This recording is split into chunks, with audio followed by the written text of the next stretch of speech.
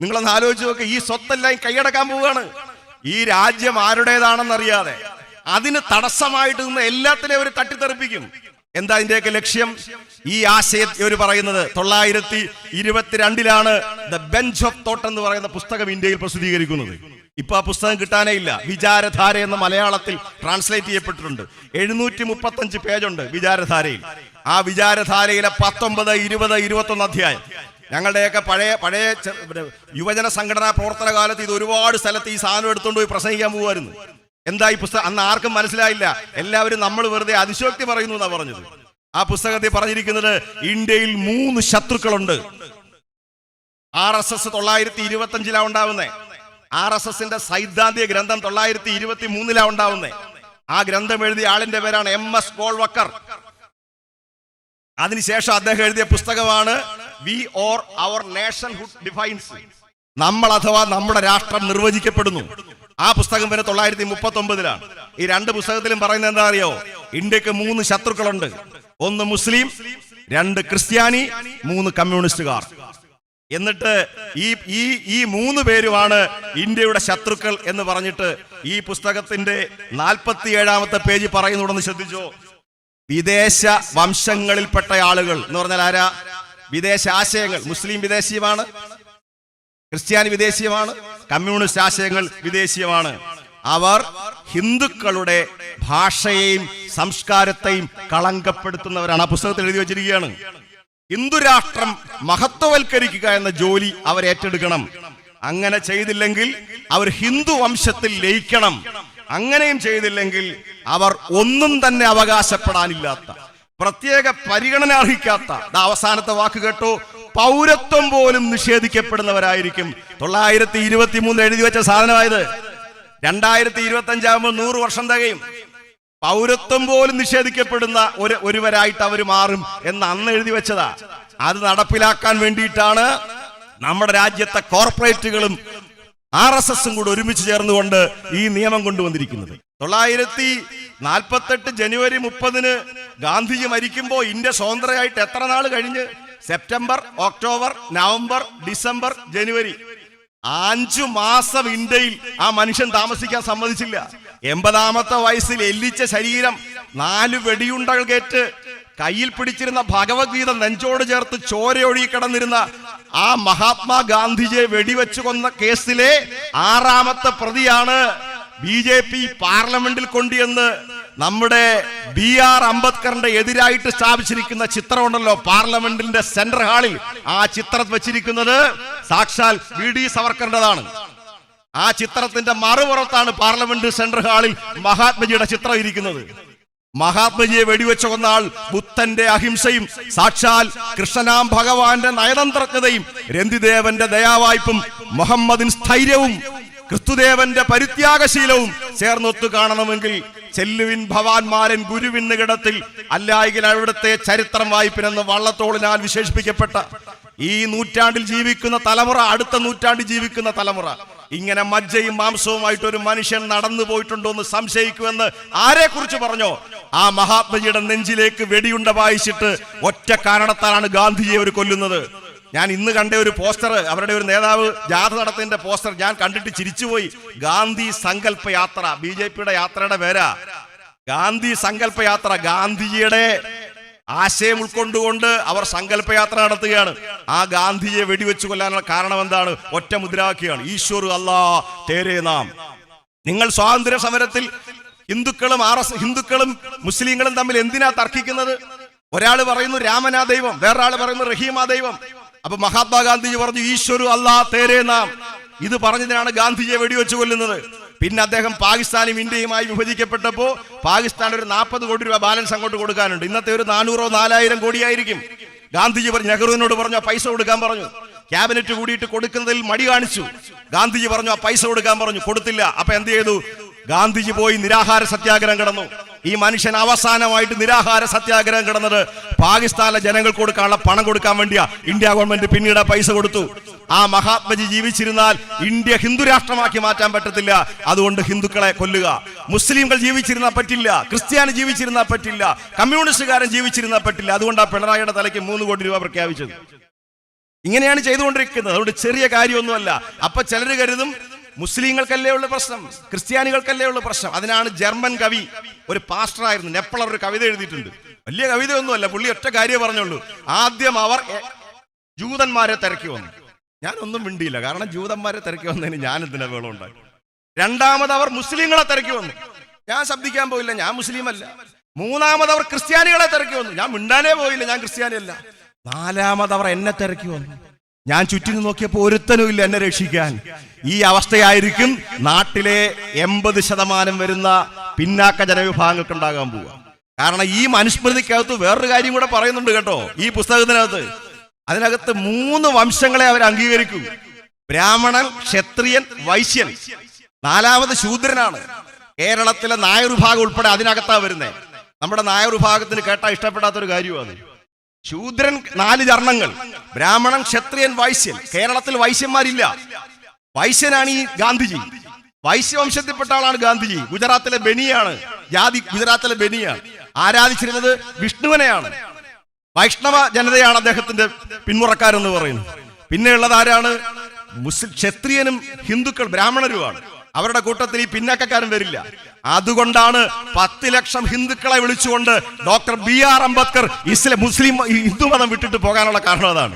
കുമാരനാശാൻ ചണ്ടാല ഭിക്ഷു എഴുതിയപ്പോ ആനന്ദഭിക്ഷുവിനെ കിണറ്റിൻകരയിൽ നിന്നുകൊണ്ട് പരിചയപ്പെട്ട പെങ്കൊച്ച് ആനന്ദഭിക്ഷു വന്നപ്പോ പറഞ്ഞത് ആരാണെന്ന് ചോദിച്ചപ്പോ അവൾ പറഞ്ഞു, ഗ്രാമത്തിന് പുറത്ത് ഇങ്ങു വസിക്കുന്ന ചാമർ നായകൻ തന്റെ കിടാത്തി ഞാൻ. എനിക്ക് ഗ്രാമത്തിനകത്ത് വസിക്കാൻ അധികാരമില്ല, ഗ്രാമത്തിന് പുറത്താണ് ഞാൻ. അതാണ് ചണ്ടാളൻ. ആ ചണ്ടാളർ സ്വയം പേര് മാറ്റി. ചണ്ടാളർ എന്ന പേര് വേണ്ട, അവർ ഉണ്ടാക്കിയ പേരാണ് നാമശൂദ്രർ. ആ നാമശൂദ്രരാണ് 12 ലക്ഷം പുറത്താക്കിയത്. എങ്ങനെ പൗരത്വം തെളിയിക്കാൻ പറ്റും? ഇന്ത്യ രാജ്യത്തുള്ള മുസ്ലിമിന്റെ പൗരത്വം എങ്ങനെ തെളിയിക്കാൻ പറ്റും? ഇന്ത്യ കണ്ട ഏറ്റവും പ്രധാനപ്പെട്ട ഒരു മുസ്ലിമിന്റെ പേര് ഞാൻ പറയാം. ഡോക്ടർ ഫക്രുദ്ദീൻ അലി അഹമ്മദ് ഇന്ത്യയിലെ 1ാമത്തെ പൗരനായിരുന്നു. അദ്ദേഹത്തിന്റെ പിന്മുറക്കാർ ഇപ്പൊ ആസാമിലാണ് താമസിക്കുന്നത്. ഈ നിയമം വന്നു കഴിഞ്ഞപ്പോ ഫക്രുദ്ദീൻ അലി അഹമ്മദിന്റെ പിന്മുറക്കാർ പൗരത്വ പട്ടികയിൽ നിന്ന് പുറത്തായി. എങ്ങനെ തെളിയിക്കും അവര്? കാരണം നിങ്ങൾക്ക് എല്ലാവർക്കും അറിയാം, പഴയ ആളുകൾ ഈ യോഗം കേൾക്കുന്നവർക്കറിയാം, കേരളത്തിലും ഇന്ത്യയിലും ജനന മരണ രജിസ്റ്റർ പഞ്ചായത്ത് രജിസ്റ്റർ ചെയ്യാൻ തുടങ്ങിയതെന്നാ 969-ലാണ്. 69-ന് മുമ്പ് നിങ്ങൾക്ക് ജനന മരണ രജിസ്റ്റർ പഞ്ചായത്തിൽ പോയി രജിസ്റ്റർ ചെയ്യണ്ട. വയറ്റാട്ടി പറയും, അച്ഛമേലെ ഭാഗിനിയമ്മ വയറ്റാട്ടി പറയും, പരീക്ഷ എഴുതിയ പേപ്പറിന്റെ സർട്ടിഫിക്കറ്റ്. അല്ലെങ്കിൽ നിങ്ങൾ സ്കൂളിൽ പഠിച്ചിരുന്നെങ്കിൽ 8ാം ക്ലാസ്സിൽ അവിടെ പഠിച്ചിരുന്നതായിട്ട് HM എഴുതി തന്നു കഴിഞ്ഞാൽ നിങ്ങളുടെ വയസ്സ് തെളിയിക്കാം. 969-ന് മുമ്പ് പഞ്ചായത്തിൽ രേഖയില്ല. നിങ്ങൾ എങ്ങനെ വയസ്സ് തെളിയിക്കും? നിങ്ങൾ എങ്ങനെ നിങ്ങളുടെ പൗരത്വം തെളിയിക്കും? അതിനു മുമ്പ് നിങ്ങളുടെ അച്ഛനോ അമ്മയോ നിങ്ങളുടെ വാപ്പയോ ഉമ്മയോ ഇന്ത്യയിൽ ജീവിച്ചിരിക്കണം, എങ്കിലേ നിങ്ങൾക്ക് പൗരത്വം കിട്ടൂ. അപ്പൊ ഫക്രുദ്ദീൻ അലി അഹമ്മദിന്റെ തലമുറ മുഴുവൻ പൗരത്വ പട്ടികയിൽ നിന്ന് പുറത്തായി. 2ാമത്തെ ആളാരാ? പാകിസ്ഥാനുമായിട്ട് കാർഗിൽ യുദ്ധത്തിൽ ഏറ്റുമുട്ടിയ രാഷ്ട്രപതിയുടെ പതക്കം നെഞ്ചിലേറ്റിക്കൊടുന്ന പട്ടാളക്കാരന്റെ പിന്മുറക്കാർക്ക് ഇല്ല. ഇന്നലെ പുറത്തു വന്ന ഒരു വലിയ അത്ഭുതമുണ്ട്. ഇന്ത്യയിലെ ആദ്യത്തെ വനിതാ മുഖ്യമന്ത്രി 982-ൽ ആസാം മുഖ്യമന്ത്രിയായിരുന്ന തൈമൂർ, അവര് പൗരത്വ പട്ടികയിൽ നിന്ന് പുറത്താക്കി. എന്നിട്ടും പറയുക, നിങ്ങൾ മുസ്ലിങ്ങളെ നിങ്ങൾ പേടിക്കേണ്ട യാതൊരു കാര്യമില്ല, ഇവിടെ ജീവിക്കുന്നവർക്ക് കുഴപ്പമൊന്നും, ഇനി വരാൻ പോകുന്ന ജിഹാദികൾക്കാണ്, തീവ്രവാദികൾക്കാണ്. ആരാടോ ഈ തീവ്രവാദി? ഈ തീവ്രവാദി ആരാ? സംജോത എക്സ്പ്രസിന്റെ ബോംബ് സ്ഫോടനം നടത്തിയതാരാ? സ്വാമി അസീമാനന്ദ. മഹാത്മാഗാന്ധിയുടെ ചിത്രം വെച്ച് വെടിവെച്ചു കൊന്ന ആളാരാ? സ്വാമി പ്രഗ്യാ സിംഗ്, പാർലമെന്റ് മെമ്പറാ. ഗുജറാത്തിൽ 2000 പേരുടെ കൊലപാതകത്തിന് ഉത്തരവാദിയുടെ പേരെന്താ? സാക്ഷാൽ നരേന്ദ്രമോദി. 2000 മുസൽമാന്മാരെ കൊന്നതിന്റെ പരിഹാരമായിട്ടാണ് ഇദ്ദേഹത്തിന് പ്രധാനമന്ത്രി സ്ഥാനം കൊടുത്തത്. ആരാ തീവ്രവാദി? ഇസ്ലാമിക മാത്രമാണ് തീവ്രവാദി? അല്ല, ഹിന്ദുവിലും തീവ്രവാദിയുണ്ട്, ഇസ്ലാമിലും തീവ്രവാദിയുണ്ട്. ഇസ്ലാം തീവ്രവാദികൾ ഇതൊരു അവസരമായിട്ട് ഉപയോഗിക്കുക. അവരാ അവസരം ഉപയോഗിക്കണമെന്നാ BJP-കാർ ആഗ്രഹിക്കുന്നത്. ഇസ്ലാം തീവ്രവാദികൾ റോഡിലിറങ്ങി ഹിന്ദു വിഭാഗത്തിനെതിരായിട്ട് മുദ്രാവാക്യം വിളിച്ചാൽ ഹിന്ദുക്കൾ ഒരുമിക്കും. നിങ്ങൾ ഇരുട്ടിനെ ഇരുട്ടുകൊണ്ട് നേരിടുവോ? ഇവിടെ 4-5 ലൈറ്റുകൾ മിന്നിത്തിളങ്ങി വെട്ടിത്തിളങ്ങുക. ആദ്യം വെളിച്ചം കുറവായതുകൊണ്ട് പിന്നെ അവർ 3-4 എടുത്തോണ്ട് വെച്ചിരിക്കുക. ഇരുട്ടിനെ ഇരുട്ടുകൊണ്ട് നേരിടാൻ പറ്റില്ല, വെളിച്ചം കൊണ്ട് നേരിടാൻ പറ്റൂ. തീയെ വെള്ളം കൊണ്ട് നേരിടാൻ പറ്റൂ, തീയെ തീ കൊണ്ട് നേരിടാൻ പറ്റില്ല. ഇസ്ലാമിക തീവ്രവാദത്തിന്റെ ശബ്ദം കേൾക്കണം RSSകാർക്ക്. എന്നിട്ട് പറയണം, താണ്ട ജിഹാദികൾ. ഇപ്പൊ കോൺഗ്രസ്സുകാരെയും കമ്മ്യൂണിസ്റ്റുകാരെയും അവർ വിളിക്കുന്നത് ജിഹാദികളോടൊപ്പം ചേർന്നിരിക്കുന്നതാണ്. മുസ്ലിങ്ങളെല്ലാം തീവ്രവാദികൾ എന്നാണ് ന്യായം പറഞ്ഞുകൊണ്ടിരിക്കുന്നത്. എവിടുന്ന് കിട്ടിയ ആശയമാണിത്? ഇവർക്ക് പുറത്തുനിന്ന് കിട്ടിയ ആശയം. ഞാൻ അതുകൂടെ പറഞ്ഞ് അവസാനിപ്പിക്കുകയാണ്. ജർമ്മനിയിൽ നിന്ന് കിട്ടിയ ആശയമാണ്. ഇവരുടെ നേതാവാര അഡോൾഫ് ഹിറ്റ്ലറാണ്. ഹിറ്റ്ലറിന്റെ അവസ്ഥ അറിയാം. 935-ലാണ് ഹിറ്റ്ലർ ഇതുപോലൊരു നിയമം കൊണ്ടുവന്നത്. ആ നിയമത്തിന്റെ പേരാണ് ന്യൂറംബർഗ് നിയമം. ഹിറ്റ്ലർ ഒരു സമ്മേളനം വിളിച്ചുകൂട്ടി ന്യൂറംബർഗ് എന്ന് പറയുന്ന സ്ഥലത്ത്. ആ സമ്മേളനത്തിൽ വിളിച്ചുകൂട്ടി. ആ സമ്മേളന സ്ഥലത്ത് വെച്ച് പറഞ്ഞു, നമ്മുടെ രാജ്യം ഭരിക്കേണ്ടത് ജർമ്മൻ വംശജരാണ്, ആര്യന്മാരാണ്. നമ്മുടെ രാജ്യത്തിന്റെ ശത്രുക്കൾ ജൂതന്മാരാണ്. ആ ജൂതന്മാർ രണ്ടാം കിട പൗരന്മാരാണ്. നിയമം പ്രഖ്യാപിച്ചു. അത് കഴിഞ്ഞിട്ടോ ജൂതന്മാരോട് പറഞ്ഞു, നിങ്ങൾക്ക് ഈ രാജ്യം വിട്ടു പോകാം. പോകുമ്പോൾ നിങ്ങളുടെ വസ്തുവിന്റെ 90% തുക ടാക്സ് അടച്ചിട്ട് പോകണം. അവർക്ക് പുറത്തു പോകാൻ കഴിയാതായി. അവരെ ഡിറ്റൻഷൻ സെന്ററിൽ അടച്ചു. എന്താ ഡിറ്റൻഷൻ സെന്റർ? നിങ്ങൾ കൊല്ലത്ത് സബ് ജയിലിൽ പോയി കഴിഞ്ഞാൽ അതിനൊരു വാതിൽ കാണും, അതിനൊരു കിളിവാതിൽ കാണും, അവിടെ ഒരു ഫാൻ കാണും, ചിലപ്പോ അവിടെ ടോയ്ലറ്റ് കാണും. ഡിറ്റൻഷൻ സെന്ററിൽ അത് കാണില്ല. 3000 പേരെ ഒരുമിച്ച് അടയ്ക്കും. എന്താ ജർമ്മനി ചെയ്തതെന്നറിയാവോ? 65 ലക്ഷം ജൂതന്മാരെ പിടിച്ച് ഡിറ്റൻഷൻ ക്യാമ്പുകളിൽ അടച്ചു.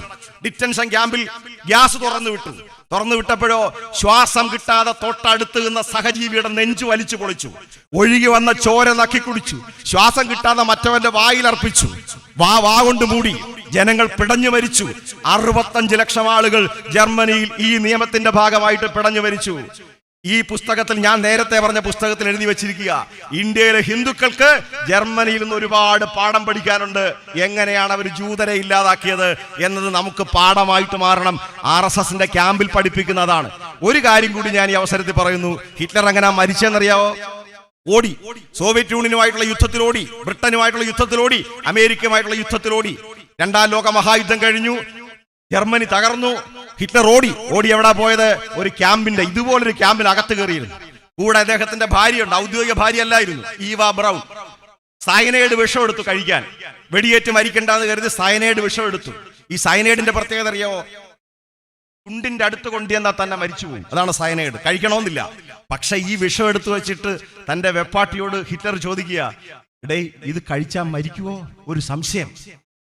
അതുകൊണ്ട് ഇത് കഴിച്ചില്ല. പിന്നെ എന്ത് ചെയ്തു? ഇയാൾ ഇടങ്കയ്യനാണ്. ആ ഇടത്തെ കയ്യിൽ റിവോൾവർ എടുത്ത് അദ്ദേഹം തന്നെ അദ്ദേഹത്തിന്റെ തലയ്ക്ക് വെടിവെച്ച് അദ്ദേഹം കൊല്ലപ്പെട്ടു. ഈ ഹിറ്റ്ലറുടെ പടം നരേന്ദ്രമോദി ഒരു ദിവസം 2 പ്രാവശ്യം സൂക്ഷിച്ചു നോക്കുന്ന നല്ലതാ. 2 പ്രാവശ്യം സൂക്ഷിച്ചു നോക്കണം. ഇനി അടുത്ത ആളാരാ? മുസോളിനി മരിച്ചെങ്ങനാന്നറിയാവോ? പുറകിൽ വെടിയേറ്റാ മരിച്ചേ. ഇറ്റലിക്കാരനായ ഒരു കമ്മ്യൂണിസ്റ്റ് പാർട്ടി പ്രവർത്തകൻ പുറകിൽ നിന്നുകൊണ്ടാ വെടിവെച്ച. കാരണം ഓടുക. ഇവിടെ ബ്രിട്ടീഷുകാരൻ പിടിച്ചുകൊണ്ടുപോയ വാര്യംകുന്നത്തെ മുഹമ്മദ് ഹാജി ഇല്ലേ? മലയാള രാജ്യം പ്രഖ്യാപിക്കാൻ പോയ വാര്യംകുന്നത്തെ മുഹമ്മദ് ഹാജി കണ്ണ് കെട്ടിയിട്ട് പുറയെന്ന് ബ്രിട്ടീഷുകാർ വെടിവെക്കാൻ ഒരുങ്ങി. വെടിവെക്കുന്നതിന് മുമ്പ് വാര്യംകുന്നത്തിനോട് പറഞ്ഞു, നിങ്ങൾ എന്തിനാ ഇവിടെ കലാപം ഉണ്ടാക്കുന്നത്? നിങ്ങളെ മെക്കയിൽ കൊണ്ടുപോയി താമസിപ്പിക്കുക. വാര്യംകുന്നം പറഞ്ഞു, എനിക്കിഷ്ടമാ മെക്ക. ഞാൻ 5 തവണ മെക്കയിൽ പോയിട്ടുണ്ട്, ഉംറയ്ക്ക് പോയിട്ടുണ്ട്, ഹജ്ജിന് പോയിട്ടുണ്ട്, ഞാൻ മെക്കയിൽ പോയിട്ടുണ്ട്. പക്ഷേ ഞാൻ 5 നേരം നിസ്കരിച്ചു തുടങ്ങിയത് ഈ മലയാള മണ്ണില. ഞാൻ അല്ലാഹു അക്ബർ എന്ന് വിളിച്ചത് ഈ മലയാള മണ്ണില. ഞാൻ മദ്രസയിൽ പോയി അറബ് പഠിച്ചത് ഈ മലയാള മണ്ണില. ഞാൻ സ്ഥാപിക്കാൻ ഉദ്ദേശിച്ച രാജ്യത്തിന്റെ പേര് മലയാള രാജ്യ. ഞാൻ മെക്കയിൽ പോകാൻ ഉദ്ദേശിക്കുന്നില്ല. നിങ്ങൾ എന്റെ പുറകിൽ നിന്ന് കണ്ണുകെട്ടി വെടിവെക്കാതെ തന്റെ ഇടമുണ്ടെങ്കിൽ തന്തയ്ക്ക് പറഞ്ഞവനെങ്കിൽ എന്റെ മുമ്പിൽ നിന്ന് വെടിവെക്കടാ പട്ടികളെ എന്ന് പറഞ്ഞ ആളിന്റെ പേരാ വാര്യംകുന്നത്ത് മുഹമ്മദ് ഹാജി. ആ സ്ഥലത്ത് നിന്നുകൊണ്ട് പറയാം, മുസ്ലിങ്ങൾ രാജ്യദ്രോഹികൾ, ജിഹാദികൾ. നിങ്ങൾ ഓർക്കൂ, VD സവർക്കർ 40 തവണ മാപ്പെഴുതി കൊടുത്തയാൾ. ഈ അടുത്ത സമയത്ത് ഇറങ്ങിയ ഒരു കവിത അറിയാവോ? എന്റെ ഉപ്പുപ്പാന്റെ കുഴിമാടം തുറന്നു നോക്കിയാൽ ആ മയ്യത്തിന്റെ പുറത്ത് ബ്രിട്ടീഷുകാരന്റെ ബൂട്ടിന്റെ പാടുകൾ കാണാം. ആ ബൂട്ടിന്റെ പുറത്ത് നിങ്ങൾ നോക്കിയാൽ നിങ്ങളുടെ പൂർവികരുടെ നാവിന്റെ അടയാളങ്ങൾ കാണാം. ഇതാണ് ഇപ്പോൾ ഉണ്ടായ ഏറ്റവും പ്രശസ്തമായ കവിത. ആ വാര്യംകുന്നത്ത് മുഹമ്മദ് ഹാജി നെഞ്ചിൽ വെടിയേറ്റ് മരിച്ചുവെങ്കിൽ മുസോളിനി മരിച്ചത് പിറകിൽ നിന്ന് വെടിയേറ്റിട്ടാണ്. അതുകൊണ്ട് വിദേശ നിയമം കൊണ്ടുവന്ന് ഈ രാജ്യത്തെ ജനങ്ങളെ ഭിന്നിപ്പിക്കാൻ നോക്കരുത്. ഈ നാടെന്ന് പറഞ്ഞു കഴിഞ്ഞാൽ മഹാരഥന്മാർക്ക് നേതൃത്വം കൊടുത്തതാണ്. ഒരു കാര്യം കൂടി ഞാൻ പറഞ്ഞ് അവസാനിപ്പിക്കുകയാണ്. വിവേകാനന്ദൻ BJPക്ക് ഞാൻ ഇവരെ എല്ലാം വിടുന്നു. വാര്യംകുന്നത്തിനെ വിടുന്നു, നെഹ്റുവിനെ വിടുന്നു, അംബേദ്കറിനെ വിടുന്നു, EMSനെ വിടുന്നു, ഉമ്മൻചാണ്ടിയെ വിടുന്നു, പിണറായി വിടുന്നു, എല്ലാവരെയും വിടുന്നു. നിങ്ങൾക്ക് ഇഷ്ടമുള്ള ആളാണല്ലോ സാക്ഷാൽ വിവേകാനന്ദൻ. ഒരു RSSകാരൻ കല്യാണം കഴിക്കുമ്പോൾ മറ്റേ RSSകാരിക്ക് മംഗളപത്രം കൊടുക്കുന്ന സാധനമല്ല വിവേകാനന്ദൻ. അതിനപ്പുറത്ത് വിവേകാനന്ദനായിട്ട് ബന്ധമൊന്നുമില്ലല്ലോ. വിവേകാനന്ദന്റെ പ്രസംഗത്തിന്റെ ഏറ്റവും പ്രസക്തി എന്താ? അദ്ദേഹത്തെ പ്രസക്തനാക്കിയ പ്രസംഗം എന്താ? അമേരിക്കയിലെ ചിക്കാഗോയിലെ പ്രസംഗമാണ്. ആ പ്രസംഗത്തിന്റെ പീഠത്തിൽ കയറിയുന്നുണ്ട് വിവേകാനന്ദൻ വിളിച്ചു, my sisters and brothers of America, എന്റെ അമേരിക്കയിലെ സഹോദരി സഹോദരന്മാരെ. 6000 മതവിശ്വാസികൾ വിവേകാനന്ദന്റെ നേർക്ക് നോക്കി. ക്രിസ്ത്യാനികൾ, മുസ്ലിങ്ങൾ, ജൂതർ, പാഴ്സികൾ എല്ലാവരും നോക്കി. ആരായത്? നെറ്റിയിൽ ഒരു ചുവന്ന പൊട്ട്, തലയിൽ ഒരു കെട്ട്, ഒരു തടിച്ചെരുപ്പിന്റെ പുറത്ത് കയറി നിൽക്കുന്നു. എല്ലാവരും വിളിക്കുകയാണ്, ലേഡീസ് ആൻഡ് ജെന്റിൽമെൻ. ഈ മനുഷ്യൻ പറഞ്ഞു, അമേരിക്കയിലെ എന്റെ സഹോദരി സഹോദരന്മാരെ. വെണ്ണയിൽ കത്തി ഇറങ്ങുന്നത് പോലെ അദ്ദേഹത്തിന്റെ വാക്കുകൾ ഊർന്നിറങ്ങി. അദ്ദേഹം പറഞ്ഞു, ഐ ആം കമ്മിങ് ഫ്രം ആർഷഭാരത്, ഞാൻ ആർഷഭാരതത്തിൽ നിന്നാണ് വരുന്നത്. ആളുകൾ സാഹുവം നോക്കി, എന്തടോ ഈ ആർഷഭാരതം? അത് മനസ്സിലാക്കിക്കൊണ്ട് വിവേകാനന്ദൻ പറഞ്ഞു, ലോകത്ത് പല രാജ്യങ്ങളിലും പല മതങ്ങളെയും ആട്ടിയോടിക്കുമ്പോ എല്ലാ മതങ്ങൾക്കും സ്വാഗത കവാടം തുറന്നിട്ട് കൊടുക്കുന്ന ഒരു രാജ്യത്തിന്റെ പേരാണ് ആർഷഭാരതം. അതാണ് വിവേകാനന്ദന്റെ വാക്ക്. ആ വിവേകാനന്ദനെ പഠിച്ചിട്ടാണോ നിങ്ങൾ ഈ ബില്ല് കൊണ്ടുവന്നത്? 20 കോടി മുസ്ലിങ്ങളെ പുറത്താക്കാൻ നിങ്ങൾ ഈ ബില്ല് കൊണ്ടുവന്നത്? 60%, 80% വരുന്ന പിന്നോക്കക്കാരെ നശിപ്പിക്കാൻ നിങ്ങൾ ബില്ല് കൊണ്ടുവന്നത്? അതുകൊണ്ട് ഇന്ത്യ മതേതര രാജ്യമായിട്ട് നിൽക്കണം. അതാണ് നമ്മുടെ ആഗ്രഹം. അവിടെ എല്ലാ മതങ്ങളും ഉണ്ടാവണം, എല്ലാ വിശ്വാസങ്ങളും ഉണ്ടാവണം, എല്ലാ നടപടിക്രമങ്ങളും പാലിക്കണം. മനുഷ്യൻ പരസ്പരം സഹകരിക്കണം. അവൻ പെരുന്നാളിനും പിന്നെ ഓണത്തിനും പരസ്പരം സഹകരിക്കണം. സഹോദരി സഹോദരന്മാരായിട്ട് ജീവിക്കണം. അവന്റെ വിശ്വാസത്തിന്റെ ഭാഗമായി പള്ളിയിലോ അമ്പലത്തിലോ എവിടെ വേണമെങ്കിലും പോകാം. മഹാത്മാജി ഏതെങ്കിലും അമ്പലത്തിൽ പോയി നിങ്ങൾ കണ്ടിട്ടുണ്ടോ? ഏതെങ്കിലും പള്ളിയിൽ പോയി നിങ്ങൾ വായിച്ചിട്ടുണ്ടോ?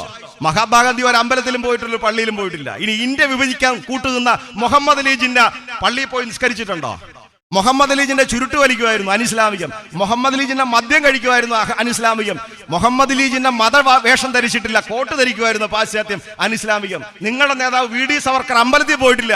ഇവർക്കൊന്നും മതവും ദൈവവും അല്ല പ്രശ്നം. ഇവർക്കൊക്കെ കോർപ്പറേറ്റുകൾക്ക് രാജ്യം എഴുതി കൊടുക്കുക എന്നുള്ളതാണ് പ്രശ്നം. BJPയുടെ ചരിത്രബോധവും BJPയുടെ വിവരക്കേടും ഒക്കെ നമ്മൾ ചാനൽ ചർച്ചയെ കണ്ടുകൊണ്ടിരിക്കുന്നതാണ്. അതൊന്നും ഞാനിവിടെ പറയുന്നില്ല. BJPയുടെ ഒരാൾ ഈ അടുത്ത സമയത്ത് നടത്തിയ പ്രതികരണത്തിൽ പറഞ്ഞു, ശ്രീനാരായണ ഗുരുവിനോട് വലിയ ദേഷ്യമായിരുന്നു EMS. അതുകൊണ്ട് ശ്രീനാരായണ ഗുരു അരുവിപ്പുറം പ്രതിഷ്ഠ നടത്തിയപ്പോൾ അദ്ദേഹം അവിടെ പോകാൻ തയ്യാറായില്ല. അപ്പൊ അവതാരക ചോദിച്ചു, ഒന്നുകൂടെ ഒന്ന് പറഞ്ഞേ.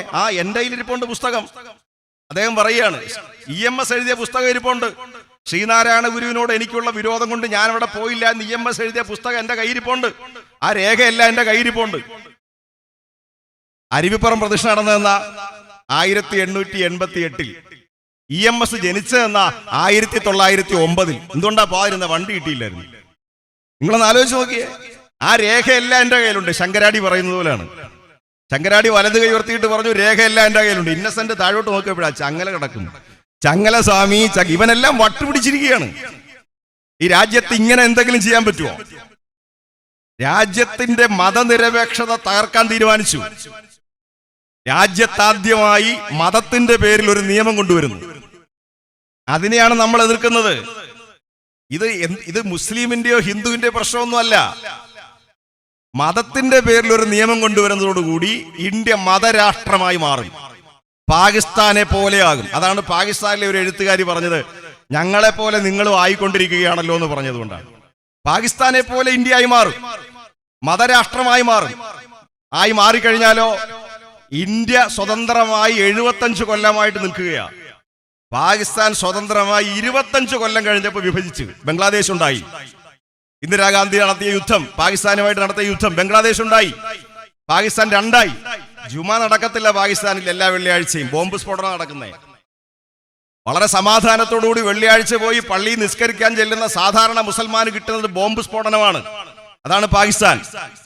ആ പാകിസ്ഥാനെ പോലെ ഇന്ത്യ ആക്കാനുള്ള പരിശ്രമത്തിലാണ് ഈ ദുശാസനനും ദുര്യോധനനും കൂടെ തുടങ്ങിയിരിക്കുന്നത്. അതെന്റെ വാചകമല്ല, യശ്വന്ത് സിംഗ് പഴയ BJP നേതാവ് പറഞ്ഞേ, ദുര്യോധനനും ദുശാസനനും. കപിൽ സിബൽ എന്ന കോൺഗ്രസ് നേതാവ് പറഞ്ഞ 2 ദിനോസറുകൾ. ഇവർ രണ്ടുപേരുടെ ഇറങ്ങിയിരിക്കുകയാണ്. BJPക്കാർക്ക് പോലും സഹിക്കാൻ വയ്യാത്ത രീതിയിൽ ഇറങ്ങിയിരിക്കുകയാണ്. ഇവർ ഈ രാജ്യത്തെ നശിപ്പിക്കുന്നു. ഇവരുടെ ആശയം എവിടുന്നാ കിട്ടിയത്? ഈ കഴിഞ്ഞ മാസമാണ് Donald Trump, American president Trump ഒരു നിയമം കൊണ്ടുവന്നു.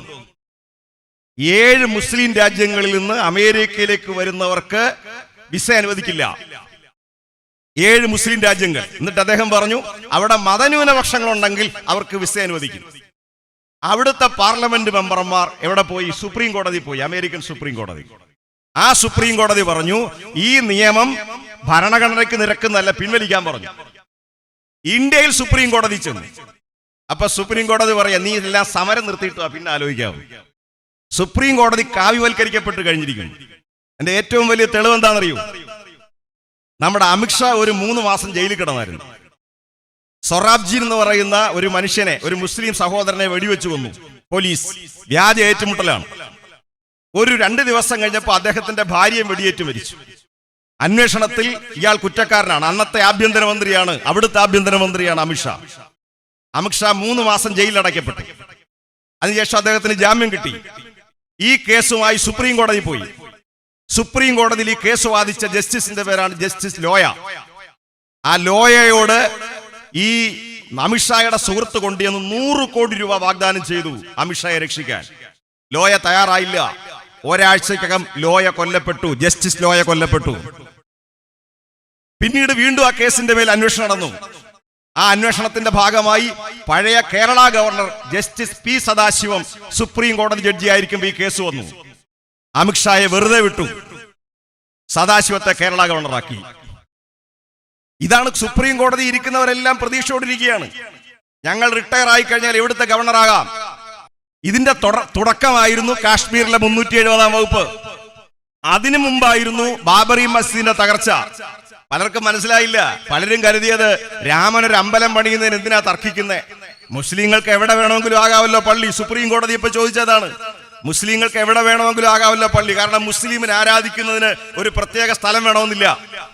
ഇപ്പൊ വാങ്ക് വിളിക്കുന്നു, ആരാധിക്കാൻ വാങ്കുവിളി കഴിഞ്ഞു, ആരാധിക്കാൻ സ്വാതന്ത്ര്യമുള്ള താല്പര്യമുള്ള ആൾക്ക് അങ്ങോട്ട് ചെന്ന് നെറ്റി താഴെ തൊടുവിച്ച്, കൈ താഴെ തൊടുവിച്ച്, മുട്ടു താഴെ തൊടുവിച്ച് നിന്നുകൊണ്ട് അല്ലാഹു അക്ബർ അല്ലാഹു അക്ബർ എന്ന് വിളിച്ചു കഴിഞ്ഞാൽ വാങ്ക് വിളി നടത്താം, അല്ല നിസ്കാരം നടത്താം. ഈശ മുതൽ സുബഹ് മുതൽ ഈശ വരെയുള്ള നിസ്കാരത്തിന് എവിടെയായാലും സ്ഥലം മതി. സുപ്രീം കോടതി ചോദിക്കുകയാണ്, ബാബറി മസ്ജിദ് സ്ഥാപിച്ചത് ബാബർ, തർക്കമില്ല. അവിടെ വിഗ്രഹം കൊണ്ടിട്ടത് ഹിന്ദു തീവ്രവാദികൾ, തെറ്റ്. അത് പൊളിച്ചത്, ഹർസേവ നടത്തിയത് ഹിന്ദു തീവ്രവാദികൾ, അതും തെറ്റ്. എല്ലാം തെറ്റ്. പക്ഷേ രാമൻ ജനിച്ചു എന്ന് പറയുന്നത് കേവലം വിശ്വാസം. ബാക്കി എല്ലാത്തിനും തെളിവ്, പൊളിച്ചതിന് തെളിവ്, പണിഞ്ഞതിന് തെളിവ്, വിഗ്രഹം കൊണ്ടിട്ടതിന് തെളിവ്. പക്ഷെ നിങ്ങൾ എന്ത് ചെയ്യണം? നിങ്ങൾ 5 ഏക്കർ മാറി വാങ്ങിച്ചോളണം.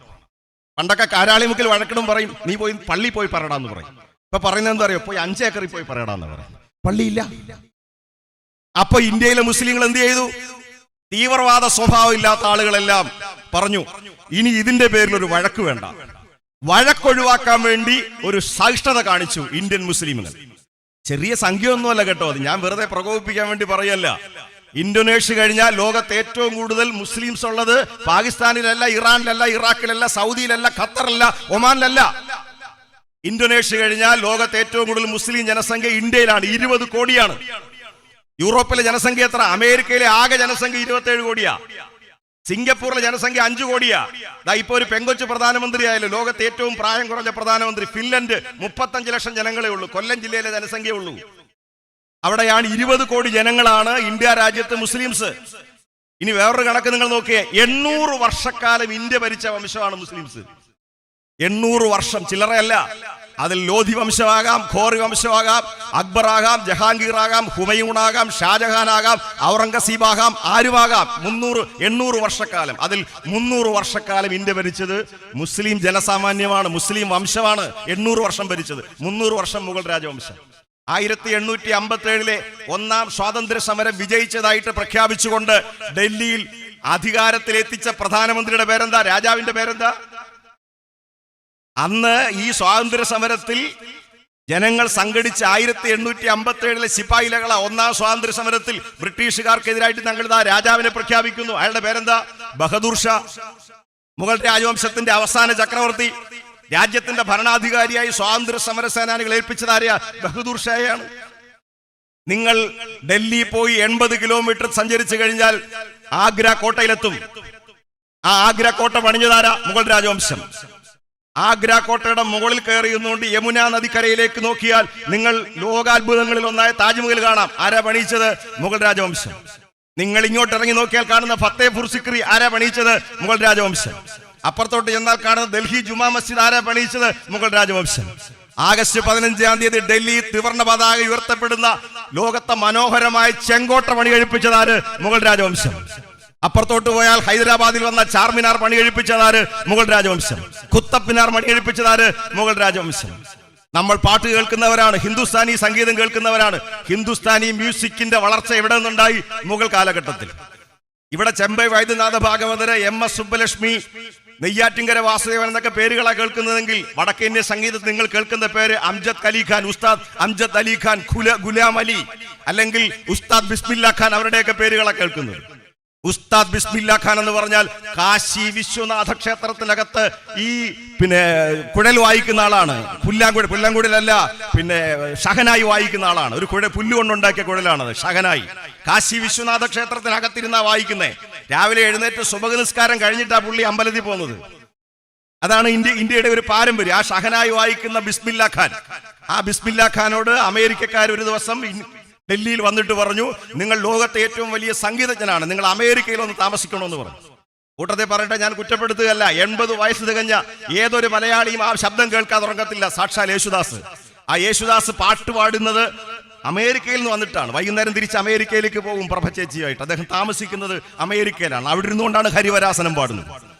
പക്ഷേ ഈ ബിസ്മില്ലാ ഖാനോട് പറഞ്ഞു അമേരിക്കയിൽ ഒന്ന് താമസിക്കാൻ. ബിസ്മില്ലാ ഖാൻ പറഞ്ഞു, ഞാൻ വന്ന് താമസിക്കാം, എനിക്ക് തടസ്സമൊന്നുമില്ല, പക്ഷെ ഒരു കണ്ടീഷൻ ഉണ്ട്. എന്താ കണ്ടീഷൻ?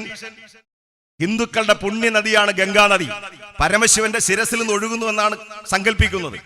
ആ പരമശിവന്റെ ശിരസിൽ നിന്ന് ഒഴുകുന്ന ഗംഗാ നദിയെ അമേരിക്കയിൽ കൊണ്ടുവന്ന് ഒഴുക്കാമെങ്കിൽ ഞാൻ അമേരിക്കയിൽ വന്ന് താമസിക്കാമെന്ന് പറഞ്ഞ ദേശീയ മുസൽമാന്റെ പേരാ ഉസ്താദ് ബിസ്മില്ലാ ഖാൻ. ആ ബിസ്മില്ലാ ഖാനിന്റെ പാട്ട്, ഗുലാം അലിയുടെ പാട്ട്, അംജദ് അലി ഖാന്റെ പാട്ട്, ഇതെല്ലാമാണ് നോർത്ത് ഇന്ത്യൻ സംഗീതം. ഇനി നിങ്ങൾ ഗസലുമായിട്ട് കേരളത്തിൽ വന്ന ആളാരാ? ഉമ്പായി എന്ന ഇബ്രാഹിം കുട്ടി. ഇങ്ങനെയാണ് ഇന്ത്യയുടെ പാരമ്പര്യം കിടക്കുന്നത്. ഇനി ഉറുദു ഭാഷ എന്ന് പറഞ്ഞാൽ എന്താ? അത് അറബും ഹിന്ദിയും കൂടെ ചേർന്ന ഭാഷയാണ് ഉറുദു ഭാഷ. ജ്ഞാനപീഠം കിട്ടിയ അലി സർദാർ ജാഫറി ഉൾപ്പെടെ ജനിച്ച ഭാഷയാണ്. ഇനി നിങ്ങൾക്ക് മുഹമ്മദ് ഇക്ബാലിനെ മാറ്റി നിർത്തിയിട്ട് ഇന്ത്യയുടെ ദേശീയ സംഗീതം കേൾക്കാൻ പറ്റുമോ? ഈ യോഗം ആരംഭിക്കുന്നതിന് മുമ്പ് നിങ്ങൾ മനോഹരമായ ഒരു പാട്ട് കേട്ടു, സാരേ ജഹാംസെ അച്ഛ. ആ പാട്ട് എഴുതിയത് സ്വാമി വിദ്യാനന്ദ സരസ്വതി അല്ല, ആ എഴുതിയ ആളിന്റെ പേരാണ് മുഹമ്മദ് ഇക്ബാൽ. ആ പാട്ട് എഴുതിയ ആളിന്റെ പേരാ സാരേ ജഹാംസെ അച്ഛ. അത് മാറ്റിവെച്ചുകൊണ്ട് ഇന്ത്യയെ കുറിച്ച് നമുക്ക് ആലോചിക്കാൻ പറ്റുമോ? ഇതൊക്കെയാണ് ഇന്ത്യയുടെ പാരമ്പര്യം. ഇവിടെ ഹിന്ദു മതവും ഇസ്ലാം മതവും ക്രൈസ്തവ മതത്തിന്റെ ഒരുപാട് ചേരുവകൾ ഉണ്ടായിട്ടുണ്ട്. ആ ചേരുവകളിൽ നിന്നുണ്ടായതാണ് ഇന്ത്യ. ഒരു മതം മാത്രമല്ല, 14 നൂറ്റാണ്ടുകളെ ആയിട്ടുള്ളൂ ഇസ്ലാം മതം ഉണ്ടായിട്ട്. പക്ഷെ 3000 വർഷത്തെ പഴക്കമുണ്ട് അറബ് ജനതയും ഇന്ത്യൻ ജനതയുമായിട്ടുള്ള സംസ്കാരത്തിന്, സംസർഗത്തിന്, സംവാദത്തിന്. നമ്മുടെ ഭാഷകളിലുള്ള വാക്കുകളെല്ലാം നിങ്ങൾ നോക്കൂ. നമ്മൾ വീട്ടിൽ ഉപയോഗിക്കുന്ന ഒരുപാട് വാക്ക് പേർഷ്യൻ വാക്കാണ്, അറബ് വാക്കാണ്. സമയക്കുറവുണ്ട്, ഞാൻ അതിൽ കടക്കുകയല്ല. ഇതെല്ലാം വിദേശത്തു നിന്ന് വന്ന ഒരുപാട് വാക്കുകൾ നമ്മുടെ മലയാളത്തെ സമ്പന്നമാക്കിയിട്ടുണ്ട്. നമ്മുടെ ഭക്ഷണം പോലും നമ്മുടേതല്ല. ദോശ നമ്മുടേതല്ല, ഇഡ്ഡലി നമ്മുടേതല്ല, പുട്ട് നമ്മുടേതല്ല. കേരളക്കാരന്റെ ഭക്ഷണം എന്തുവാ? പഴങ്കഞ്ഞി മാത്രമായിരുന്നു. അത് തലേന്ന് ചോറ് വെക്കുന്നിടത്ത് മാത്രമേ ഉള്ളൂ. അല്ലെങ്കിൽ ഇവിടെ ഇരുന്ന ഇവരൊക്കെ പറയട്ടെ, CK ഗോപി ഇരിപ്പുണ്ട്, കാരുവള്ളി ഇരിപ്പുണ്ട്, ഇവരെല്ലാം പറയട്ടെ പ്രായമായുള്ള പണ്ട് കേരളത്തിലെ ഭക്ഷണം എന്തായിരുന്നു? ചിലപ്പോൾ കാരുവള്ളിയിലൊക്കെ ചിലപ്പം വേറെയൊക്കെ രാവിലെ എന്തെങ്കിലും കണ്ടേക്കുമായിരിക്കും. ഞാൻ അദ്ദേഹത്തിന് വിഷമിപ്പിക്കാൻ വേണ്ടി പറയല്ല. പുട്ടാരുടെയാ? പോർട്ടുഗീസുകാരൻ്റെയാണ്. ദോശയാരുടെയാ? തമിഴ്നാട്ടുകാരൻ്റെതാണ്. ഈ നമ്മളിട്ടിരിക്കുന്ന ഷർട്ട് ആരുടേതാ? കേരളീയൻ ഷർട്ട് ഇട്ടിരുന്ന, ഇന്ത്യക്കാരൻ ഷർട്ട് ഇട്ടിരുന്ന. ഈ ഷർട്ട് പോലും വിദേശിയുടേതാണ്. ഈ ഷർട്ട് കൊണ്ടുവന്ന വിദേശീയരാ, നമ്മളല്ല. കേരളക്കാരെടുക്കുന്ന സാരി കേരളീയന്റെ ആണോ? അല്ല. 200 വർഷമായുള്ള കേരളത്തിലെ പെണ്ണുങ്ങൾ സാരി ഉടുത്തു തുടങ്ങിയിട്ട്. അത് രാജാ രവിവർമ്മ വടക്കേ ഇന്ത്യയിലെ മറാഠി സ്ത്രീകളുടെ ചിത്രം വരച്ചതിന് ശേഷമാണ് സാരി ഉടുത്തു തുടങ്ങിയത്. ഇതൊന്നും നമ്മുടേതല്ല കേട്ടോ. നമ്മൾ പങ്കുവെക്കലിലൂടെ വളർന്നവരാണ് നമ്മൾ. ആ സംസ്കാരത്തെയാണ് മതേതരത്വം എന്ന് പറയുന്നത്. ആ സംസ്കാരത്തെയാണ് ദേശീയത എന്ന് പറയുന്നത്. അല്ല, നിങ്ങൾ പറയുന്നതല്ല. നിങ്ങൾ ഈ ആശയത്തെ എവിടുന്നാ കൊണ്ടുവന്നേ? നിങ്ങൾ പറയുന്നു, നിങ്ങളുടെ പുസ്തകത്തിൽ പറയുന്നു. എന്താ ഈ 2020 പ്രത്യേകത എന്നറിയോ? എന്താ ഇപ്പൊ ഈ ബില്ല് കൊണ്ടുവന്നെന്നറിയോ? എന്താ കഴിഞ്ഞ പ്രാവശ്യം മോഡി വന്നപ്പോ കൊണ്ടുവരാൻ എന്താ? 2 കാര്യം. ഒന്ന്, ഭൂരിപക്ഷം ഇല്ല, രാജ്യസഭയിൽ ഭൂരിപക്ഷം ഇല്ല. രണ്ടാമത്തെ കാര്യം എന്താ? ഇത് തുടങ്ങി വെച്ചിട്ട് 100 വർഷം തികയുന്നത് 2025-ലാണ്. ഏകീകൃത സിവിൽ കോഡെന്ന് കൊടിക്കുന്നതിൽ ഒരു പക്ഷേ അതിന്റെ ഗൗരവത്തിലാണോ പറഞ്ഞതെന്ന് എനിക്കറിയില്ല. പക്ഷേ ഏകീകൃത സിവിൽ കോഡ് കൊണ്ടുവരും, ഉറപ്പാണ്. ഏകീകൃത സിവിൽ കോഡ് കൊണ്ടുവരുമ്പോൾ നമ്മുടെ കാരാളിമുക്കിലെ ശുദ്ധഗതിക്കാരായ പാവപ്പെട്ട RSSകാർ ചോദിക്കും, ഇന്ത്യയിൽ എല്ലാവർക്കും ഒരു നിയമം വരുന്നതിന് എന്താ കുഴപ്പം? ഒരു നിയമം വരുന്നതിന് ഒരു കുഴപ്പമില്ല. അത് ഭൂരിപക്ഷത്തിന്റെ നിയമം കൊണ്ടുവരുമ്പോഴാണ് കുഴപ്പമായി മാറുന്നേ. ഭൂരിപക്ഷത്തിന്റെ നിയമം കൊണ്ടുവരാൻ പാടില്ല. കാശ്മീരിൽ 370-ാം വകുപ്പ് എടുത്തു കളഞ്ഞു. ശരി, ഇന്ത്യയിൽ ഒരു സംസ്ഥാനത്തും പ്രത്യേക അവകാശം വേണ്ടെങ്കിൽ വേണ്ട. പക്ഷെ എന്താ സംഭവിച്ചത്? മണിപ്പൂരിൽ നിങ്ങൾക്ക് പോകണമെങ്കിൽ ഭൂട്ടാനിൽ പോകാൻ ഒരു ID കാർഡ് മതി കേട്ടോ, വോട്ടേഴ്സ് ID മതി. നേപ്പാളിൽ പോകാൻ ഒരു വോട്ടേഴ്സ് ID മതി. മണിപ്പൂർ എന്ന ഇന്ത്യൻ സംസ്ഥാനത്ത് നിങ്ങൾ പോകണമെങ്കിൽ ILP വാങ്ങിക്കണം, ഇന്നർ ലൈൻ പെർമിറ്റ് എന്ന് പറയും. മണിപ്പൂർ സംസ്ഥാന സർക്കാരിന്റെ അനുവാദം മേടിക്കാൻ നിങ്ങൾക്ക് പോകാൻ പറ്റില്ല. നിങ്ങൾക്ക് അവിടെ ചെന്ന് ഒരു തൂമ്പ പണി ചെയ്യാൻ പറ്റില്ല. 25 ലക്ഷം വടക്കേ ഇന്ത്യക്കാർ കേരളത്തിൽ വന്ന് പണിയെടുക്കുന്നതിന് ഒരു പെർമിഷൻ വേണ്ട. നിങ്ങൾക്ക് മണിപ്പൂരിൽ പോയി 1 സെന്റ് വസ്തു വാങ്ങിക്കാൻ പറ്റില്ല. നിങ്ങൾക്ക് മേഘാലയയിൽ പോയി വസ്തു വാങ്ങിക്കാൻ പറ്റില്ല. നിങ്ങൾക്ക് നാഗാലാൻഡിൽ പോയ പ്രത്യേക പതാകയുണ്ട്. അപ്പൊ കാശ്മീരിന്റെ പ്രശ്നം എന്താ? കാശ്മീരിലെ സൗഗന്ധിക പൂക്കൾ എന്നാണ് മഹാത്മജി വിശേഷിപ്പിച്ചത്. കാരണം ഇന്ത്യ വിഭജന കാലത്ത് കാശ്മീർ ഇന്ത്യയോടൊപ്പം നിന്നു. 3 പ്രാവശ്യം കാശ്മീരിന്റെ മുഖ്യമന്ത്രിയായ മനുഷ്യനെ പിടിച്ച് നിങ്ങൾ തടവിലിട്ടിരിക്കുക. 3 പ്രാവശ്യം കാശ്മീരിന്റെ മുഖ്യമന്ത്രിയായ ആളിനെ 35 കൊല്ലം MLA ആയിരുന്ന മുഹമ്മദ് തരിഗാമിയെ നിങ്ങൾ പിടിച്ച് ജയിലറക്കകത്തിട്ടിരിക്കുകയാണ് അവിടെ. നിങ്ങൾ അവിടെ പോയി മുഫ്തി മുഹമ്മദ് സയ്യിദുമായിട്ട് ഐക്യം ഉണ്ടാക്കി നിങ്ങൾ അവിടെ ഉറപ്പിച്ചതിന് ശേഷം അവരെ പുറത്താക്കി. അബ്ദുള്ള കുട്ടി പഠിക്കുന്നതല്ല ഇതൊക്കെ. അവരെ മുഖ്യമന്ത്രിയായിട്ട് അവിടെ വാഴിച്ചിട്ട് ഇവര് പിന്തുണ കൊടുത്തിട്ട് സമയം വന്നപ്പോ കറിവേപ്പില പോലെ എടുത്തു കളഞ്ഞു. ആ കാശ്മീരിന്റെ വിഭജനത്തിന്റെ കാരണം മുസ്ലിം ഭൂരിപക്ഷ സ്ഥലമായതുകൊണ്ടാണ്. പിന്നെ നിങ്ങൾ കൊണ്ടുവന്നത് എന്താ? പിന്നെ നിങ്ങൾ കൊണ്ടുവന്ന മുത്തലാഖാണ്. യാതൊരു തർക്കവുമില്ല, മുത്തലാഖ് ആധുനികതയ്ക്ക് ചേരുന്നതല്ല. ഏത് മതപണ്ഡിതൻ പറഞ്ഞാലും ഏത് വിശ്വാസി പറഞ്ഞാലും മുത്തലാഖ് എന്ന് പറയുന്നത് ശരിയായൊരു ഏർപ്പാടല്ല. പക്ഷെ എന്താ സംഭവിച്ചത്? മുത്തലാഖ് സുപ്രീം കോടതി നിരോധിച്ചു. സുപ്രീം കോടതി ഒരു ബൈൻഡിങ് ഓർഡർ പ്രഖ്യാപിച്ചു കഴിഞ്ഞാൽ അത് രാജ്യത്തിന്റെ നിയമമാണ്. പിന്നെ ഒരു നിയമം ഉണ്ടാക്കണ്ട. നിങ്ങൾ ശാസ്താംകോട്ടെ ആശുപത്രി പോയ അവിടെ എഴുതി വെച്ചിട്ടുണ്ട് പ്രസവ വാർഡ്. ബ്രാക്കറ്റിൽ എഴുതിയിട്ടുണ്ടോ സ്ത്രീകൾക്ക് മാത്രമൊന്നും? ഏത് ആശുപത്രി പോയി നോക്കിയോ, അവിടെ പ്രസവ വാർഡ് എന്ന് എഴുതിയിട്ടുണ്ട്. അതിന്റെ ബ്രാക്കറ്റ് സ്ത്രീകൾക്ക് മാത്രമൊന്നും എഴുതിയിട്ടില്ല. കാരണം എന്താ? പ്രസവം സ്ത്രീകൾക്കുള്ളതാണ്. മറ്റുള്ളവർ പരിശ്രമിച്ചാലും നടക്കാതെ പോകുന്ന ഒരു കാര്യമാണ്. അത് സ്ത്രീകൾക്കുള്ള ഒരു പ്രത്യേകതയും ഗുണവും അതാണ്. മുത്തലാഖ് ബില്ല് സുപ്രീം കോടതി നിരോധിച്ചു. പിന്നെ അതിന്റെ പുറത്തൊരു നിയമം വേണ്ട. ആ നിയമം കൊണ്ടുവന്നു. എന്തിനാ കൊണ്ടുവന്നേ? ഹിന്ദു കല്യാണം കഴിച്ചൊഴിഞ്ഞാൽ 3 വർഷം തടവില്ല. ക്രിസ്ത്യാനി കല്യാണം കഴിച്ചൊഴിഞ്ഞാൽ 3 വർഷം തടവില്ല. മുസ്ലിം കല്യാണം കഴിച്ചൊഴിഞ്ഞാൽ 3 വർഷം തടവ്. എന്നിട്ട് പറയാം ഇവർക്ക് ജീവനാംശം കൊടുക്കണം. ജയിലിൽ കിടക്കുന്നവൻ എങ്ങനെ ജീവനാംശം കൊടുക്കുന്നത്? അതാണ് പ്രശ്നം. മുത്തലാഖ് കൊണ്ടുവന്നു. അതിന്റെ അടുത്ത നടപടിയാണ് പൗരത്വ ബില്ല്. ഇതിന്റെ അടുത്ത നടപടി ഏകീകൃത സിവിൽ കോഡാണ്. അതുകൊണ്ട് ഞങ്ങൾ ഒരുമിക്കുന്നു. ആരൊക്കെയാണ്? ത്രിവർണ്ണ പതാകക്കാരും ഹരിത പതാകക്കാരും ചെങ്കൊടിക്കാരും ഒരുമിക്കുന്നു. ഈ രാജ്യത്ത് ജനിച്ചു ജീവിച്ച ഒരാൾക്ക് കൊടുക്കാനുള്ള അടയാളം തന്റെ ശരീരം മാത്രമാണ്. കൊടുക്കാനുള്ള തെളിവ് ദീർഘനിശ്വാസങ്ങൾ മാത്രമാണ്. ആ മനുഷ്യന്റെ പൗരത്വം നഷ്ടപ്പെടുന്നത് ഞങ്ങൾ ഈ കൊടി പിടിക്കുന്നവരുടെ അവസാനത്തുള്ളി ചോര ഈ രാജ്യത്ത് ഒഴുകിയിട്ട് അത് സമ്മതിക്കുമെന്ന് പ്രഖ്യാപിക്കുന്ന രാജ്യത്തിന്റെ ഐക്യമാണത്. ജാമിയ മിലിയ യൂണിവേഴ്സിറ്റിയിലെ പിഞ്ച് പെൺകുട്ടികൾ ഇറങ്ങിയതുകൊണ്ട് പോലീസുകാർക്കെതിരായിട്ട് പട്ടാളക്കാർക്കെതിരായിട്ട് ജവഹർലാൽ നെഹ്റു യൂണിവേഴ്സിറ്റിയിലെ കുട്ടികൾ വിദ്യാർത്ഥികൾക്ക് രാഷ്ട്രീയം വേണ്ട എന്ന് പറഞ്ഞവരുടെ നാവടപ്പിച്ചുകൊണ്ട് നമ്മുടെ രാജ്യം സംരക്ഷിക്കാൻ ഇറങ്ങിയിരിക്കുന്നത് ഈ പിഞ്ച് കുട്ടികളാണ്, പെൺകുട്ടികളാണ്, ആൺകുട്ടികളാണ്. അവരുടെ പിന്നിൽ ഈ രാജ്യം ഉണ്ടാകും. അതുകൊണ്ട് ലോകത്തെ ഏറ്റവും വലിയ മതേതര രാജ്യം, ഏറ്റവും വലിയ ജനാധിപത്യ രാജ്യം നിലനിൽക്കണോ വേണ്ടോ എന്നുള്ളത് നമ്മുടെ ഓരോരുത്തരുടെയും പ്രവർത്തനത്തിന്റെ ഫലമാണ്.